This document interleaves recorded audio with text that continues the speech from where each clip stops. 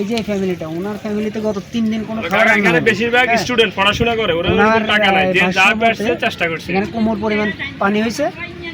রাজু ভাই, জি, ওনার যে ওনার কথা হলো যে এখানে কোমর পরিমাণ পানি গত 3 দিন যাবত পানির কারণে ওনারা অলরেডি 3 দিন না খাই রান্না বান্না করতে পারতেছে না, মানে এত ভয়াবহতা বন্যা। আমরা এই বিষয়টা কিন্তু জানিও না যে এখানে যারা হাতিয়াতে থাকে না, হাতিয়া থেকে বহুত ত্রাণ আমরা বাইরে পাঠাইছি। হ্যাঁ, কিন্তু আমাদের হাতিয়াতে যে সমস্যা, আমাদের এলাকায় যে সমস্যা, এই এলাকার বিষয়টা অনেকেই জানে না, কারণ এখানে কোনো মিডিয়া আসে না, এখানে কোনো প্রচারের কোনো ব্যবস্থা নাই, এখানে আউটসাইডে কোনো বেডি নেই। যে এই যেটা দেখা যাচ্ছে যে একদম নদীর পাশে বেডি যেটা ছিল এটা ছিঁড়ে গেছে, যার কারণে জোয়ারের সময়ে পানি উঠে, প্রত্যেক জোয়ারে পানি উঠে আবার ভাটার সময় পানিটা চলে যায়, যার কারণে ওদের রান্নার যে অবস্থা কোনো ব্যবস্থা থাকে না।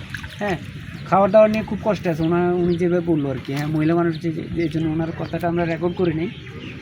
তা আসলে আমাদের সবার উচিত আমাদের নিজের এলাকাটাকে ফোকাস করা। আমাদের হাতিয়াতে এরকম অনেক উনি একটা ফ্যামিলি মাত্র, এখানে অসংখ্য, আমরা সকাল থেকে এখানে ত্রাণ দিচ্ছি। হ্যাঁ, এই যে 1, 2, 3 নম্বর ওয়ার্ড আজকে আমরা রিকভারি করবো। তো এখানে মনে হয় মিনিমাম 600-700 ফ্যামিলি আছে, যাদের অবস্থা এত করুন, এটা ভাষায় ব্যক্ত করার মতো কোনো অবস্থা নাই। একটা ফ্যামিলিকে একটু আগে দেখে আসছি, একটা ফ্যামিলিতে 4 জন প্রতিবন্ধী, কিন্তু উপার্জনক্ষম কোনো ব্যক্তি নাই ওখানে। হ্যাঁ, তো সেক্ষেত্রে এইসব বিষয়গুলো আমাদের আসলে মানবিক দিক থেকে বিবেচনা করা উচিত।